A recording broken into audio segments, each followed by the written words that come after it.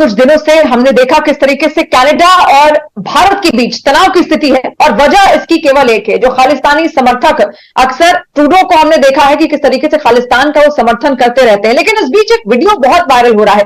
देखिए, प्रदर्शन तो अलग अलग जगहों पर हो रहे हैं, कनाडा में भी प्रदर्शन हो रहे हैं, लेकिन साथ साथ प्रदर्शन लंदन तक भी पहुंचे हैं। तो किस तरीके से खालिस्तान के समर्थकों ने वहां पर प्रदर्शन किया, लेकिन उस बीच भारत का एक सपूत निकलकर सामने आता है। जब प्रदर्शन लगातार हो रहा था, उस दौरान जो तिरंगा था वो जमीन पर रखा हुआ था और उसको कुचलने की कोशिश की गई, लेकिन तभी सत्यम सुराना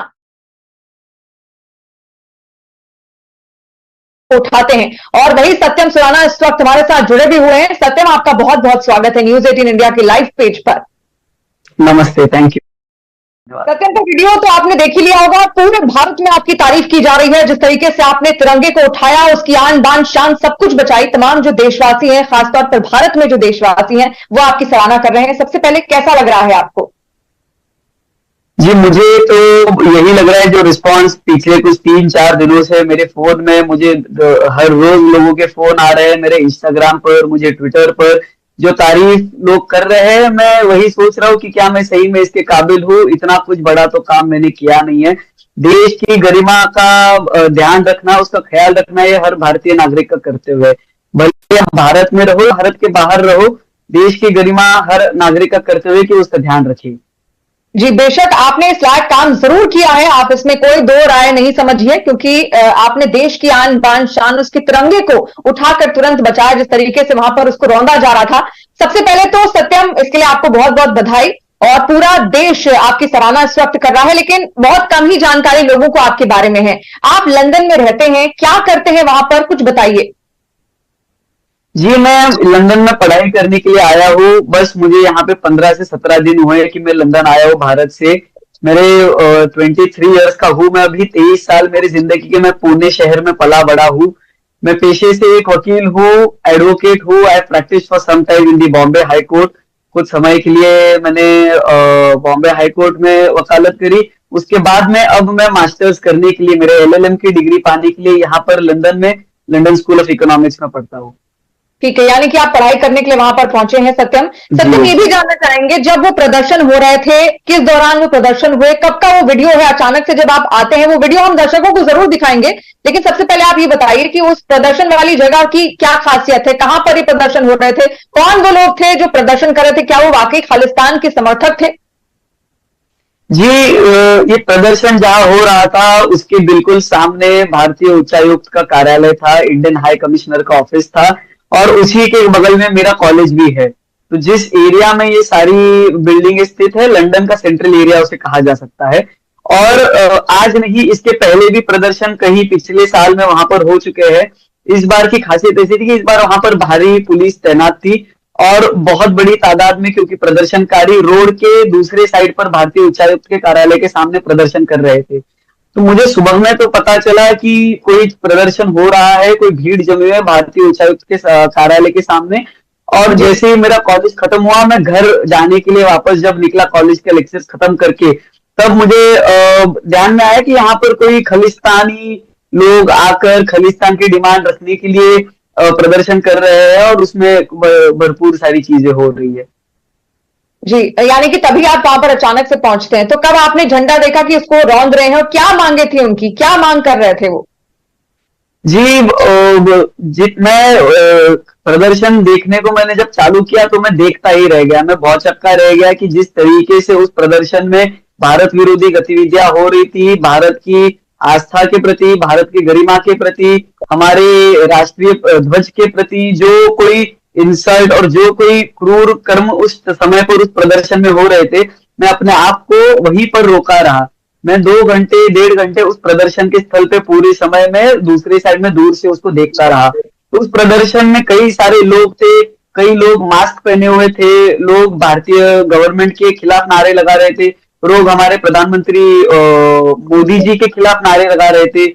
यहाँ पर जो भारतीय दूतावास में जो भारतीय उच्चायुक्त है विक्रम दोराईस्वामी, उनके खिलाफ नारेबाजी हो रही थी और बड़ी ही गिरे हुए स्तर पे नारेबाजी हो रही थी उस दिन। और कोई लोग अपने पैर पे तिरंगा बांधकर घूम रहे थे रोड पर, अपने एंकल पे, कोई लोग अपने गाड़ी की बूट में से तिरंगा बाहर निकाले हुए थे, कोई लोगों ने मड़किया वहां पर तिरंगा लगाया कब था। हो रहा था जब पैर में तिरंगा बांध कर वो लोग चले, क्या आपने रोकने की किसी को कोशिश की, प्रयास किया कुछ ऐसा? जी, मैं रोड के दूसरे साइड पर खड़ा था और वो लोग उस मॉब के बीच में थे। जो लोग उस मॉब में थे तो कोई अकेला नहीं घूम रहा था, तो वो लोग 300-400 लोग जब इकट्ठा हुए थे तो उसमें से कई लोगों ने पैर में तिरंगा बांध रखा था। वो एक आदमी नहीं था जो बांध कर घूम रहा था, कई ऐसे शख्स थे वहां पर जो तिरंगा बांधे हुए और मुंह पर मास्क पहन के घूम रहे थे। जी, यानी कि उनकी संख्या लगभग 300 से 400 के आसपास की थी जो खालिस्तानी समर्थक थे। जी जी, बिल्कुल बहुत बड़ी तादाद पर लोग थे उस समय पर, मिनिमम 200-300 लोग तो होगी। जी, ठीक है, आपने कहा कि वहीं पर कमीशन भी था, उसकी वजह से वहां पर लगातार प्रदर्शन हो रहे थे, लेकिन वहां का जो प्रशासन है, वहां की जो सरकार है, लंदन की जो सरकार है, उसकी ओर से क्या कुछ प्रतिक्रिया आई? इस प्रदर्शन को लेकर रोकने की कोशिश क्या की गई? जी, प्रदर्शनकारी पूरे जोरों शोरों से प्रदर्शन कर रहे थे उस समय पर। वहां पर जो भारतीय उच्चायुक्त का मेन गेट है, उसकी गेट पर पुलिस तैनात की गई थी। 15 से 20 पुलिसकर्मी उस समय पर थे और उस एरिया में भी पुलिस वालों का घेरा बंदोबस्त बनाया गया था। परंतु प्रदर्शनकारियों को रोड के दूसरे साइड पर, सामने वाली साइड में रोका गया था, जिससे कि वो नहीं आ रहे, क्योंकि आज से 1 साल पहले ही भारतीय उच्चायुक्त के कार्यालय पर ऐसे ही एक प्रदर्शन में पथराव हो चुका था। भारतीय उच्चायुक्त की खिड़कियां फूटी हुई थी, कई लोगों ने भारतीय उच्चायुक्त पर चढ़कर हमारे राष्ट्रीय ध्वज के साथ में उस समय भी ऐसी हरकतें की थी जो देश की गरिमा के खिलाफ है। जी, बिल्कुल, और आपने वहां पर डटकर सामना भी किया। उस वक्त कैसा लगा सत्यम जब तिरंगा आपने उठाया? कुछ कह पाएंगे उस मोमेंट के लिए खास तौर पर? जी, उस मोमेंट में जो कुछ हुआ वो बिल्कुल मेरा कोई सोचा हुआ नहीं था। मुझे बस दिखा कि यहाँ पर तिरंगा पड़ा हुआ है।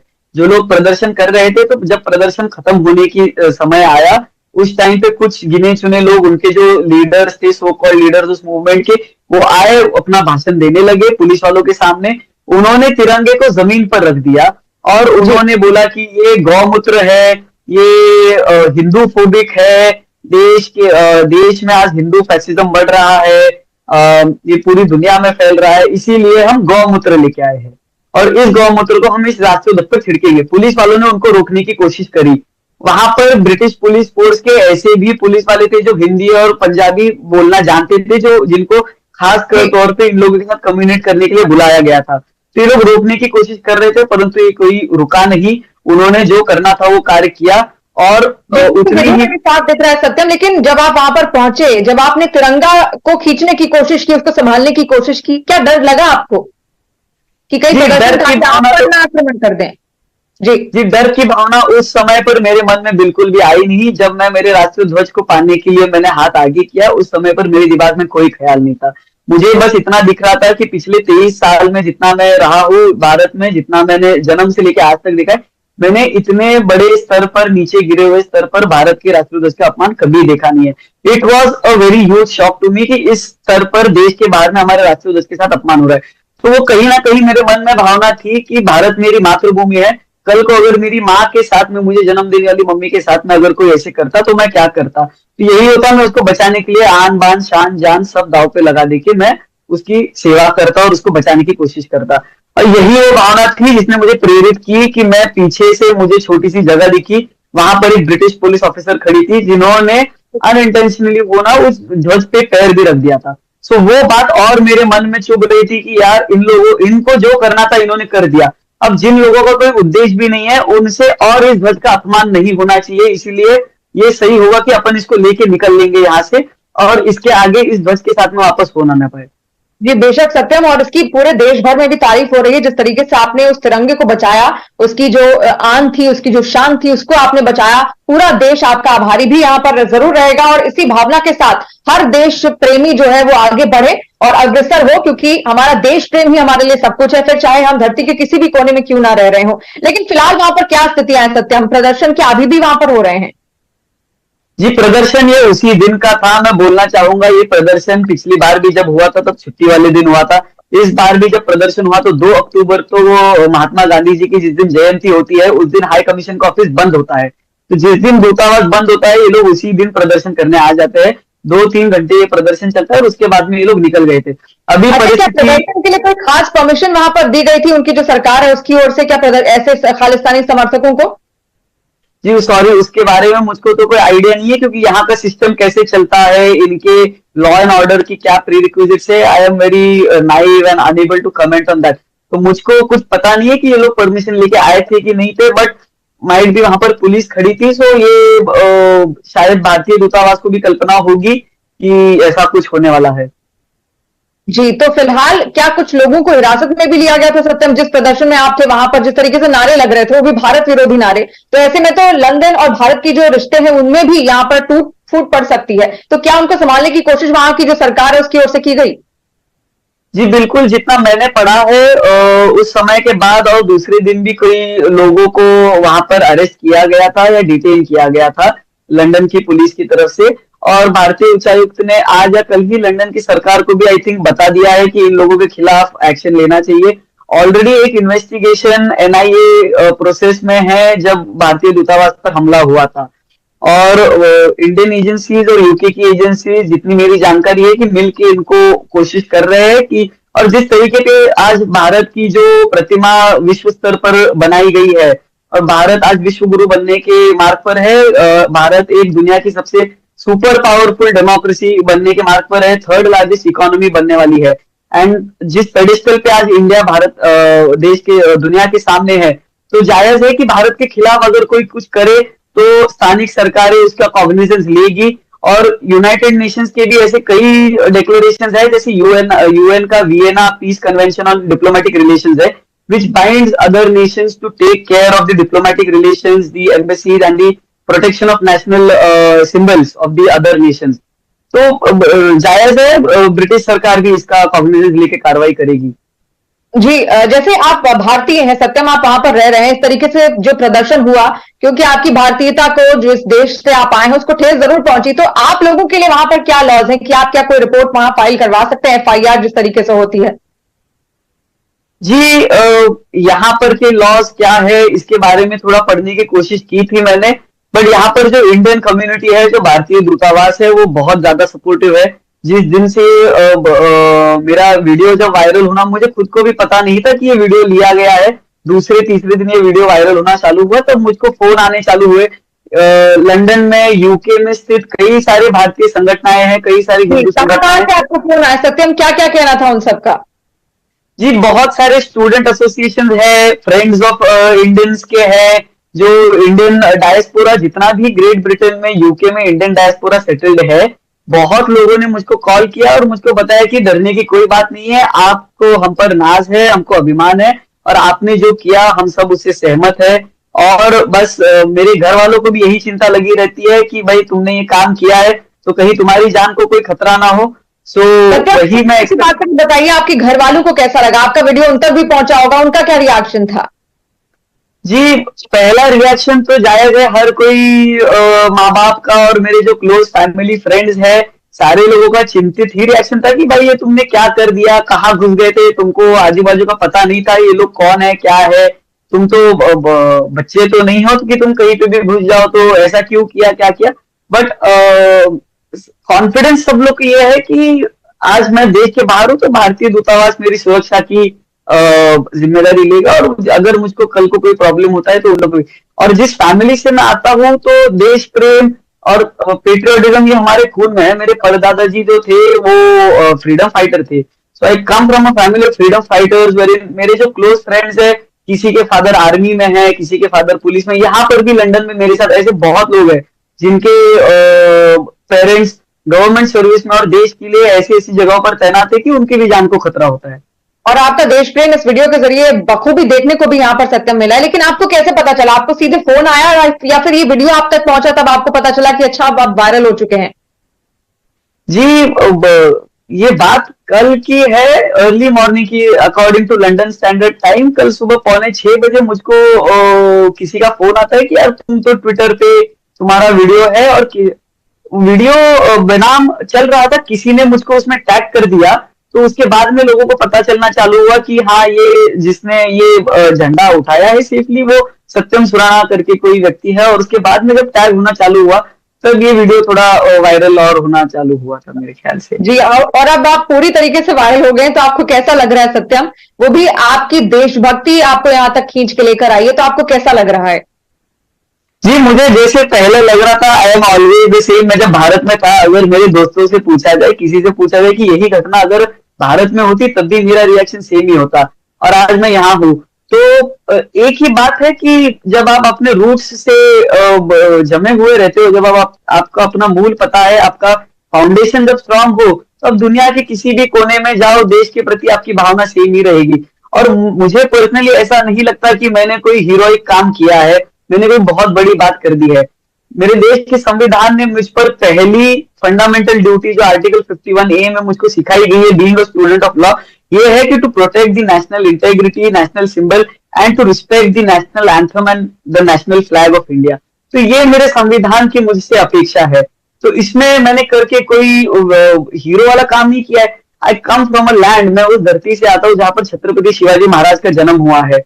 भारत ऐसी भूमि है जहां पर महाराणा प्रताप, राजा रणजीत सिंह, जागरूक भारतीय नागरिक का आपने वहां पर फर्ज निभाया, वो भी एक विदेशी धरती पर, जिसके बाद आपका जो वीडियो था वो भी वायरल हो गया। जो दर्शक हमारे साथ अभी भी जुड़ रहे हैं, उनको भी हम दिखाते हैं कि आखिर किस तरीके से सत्यम ने देश का नाम रोशन किया है। उन पर हर देशवासी को नाज है, क्योंकि उनका एक जो वीडियो है वो लगातार वायरल यहां पर हो रहा है। उस वीडियो में दरअसल लंदन में प्रोटेस्ट चल रहे थे, और भी खालिस्तान समर्थक वहां पर लगातार प्रोटेस्ट कर रहे थे। तभी अचानक से, जैसा कि सत्यम का भी कहना है कि वो 1 से 1.5 घंटा लगभग उसी प्रदर्शन स्थल पर ही थे, वहीं पर वो मौजूद थे जहां पर जो तिरंगा था उसको रौंदने की कोशिश हो रही थी। तभी वो अचानक से पहुंचते और पीछे से अपना हाथ देकर तिरंगे को अपने हाथ में ले लेते हैं, और ऐसे में वो तिरंगे की आन बान शान बचाते हैं। और इसीलिए हमने सत्यम से जानना चाहा कि आखिर उनका एक्सपीरियंस कैसा रहा, वहां पर जो स्थितियां हैं भारतीयों को लेकर वो सब कैसी है। लेकिन सत्यम, आपसे ये भी सवाल मैं करूंगी, जब आपने जो झंडा, जो तिरंगा था उसको उठाया, उसके बाद आप उसको लेकर क्या घर आए?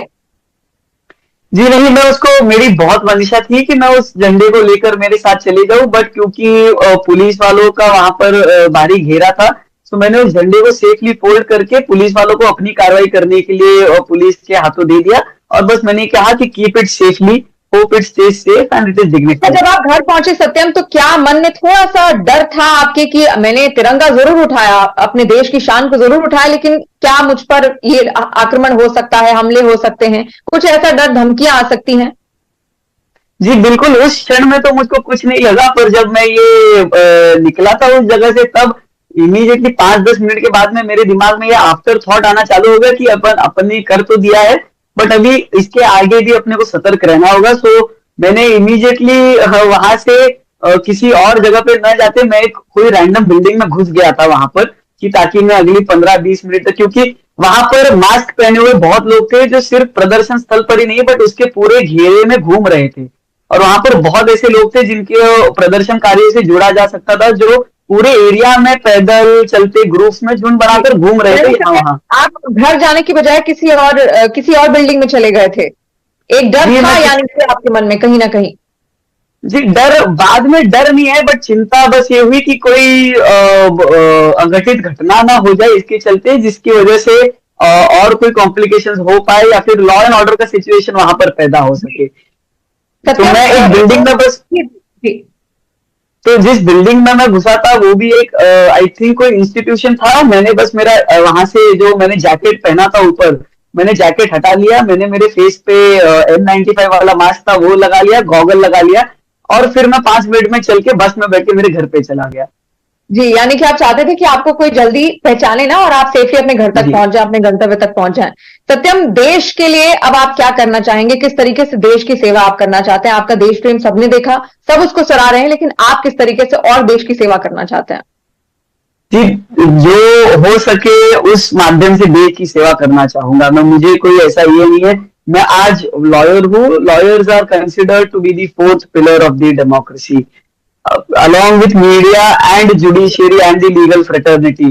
ये देश के 5 स्तंभ आज बन गए हैं। So even if I pursue my career in law with utmost dedication, determination and sincerity, I am confident कि मैं देश की सेवा किसी ना किसी रास्ते से कर ही पाऊंगा, और वही करने के लिए जन्म लिया है। और जब अल्टीमेटली मातृभूमि के लिए कुछ कर पाते हैं तभी जीवन सफल लगता है।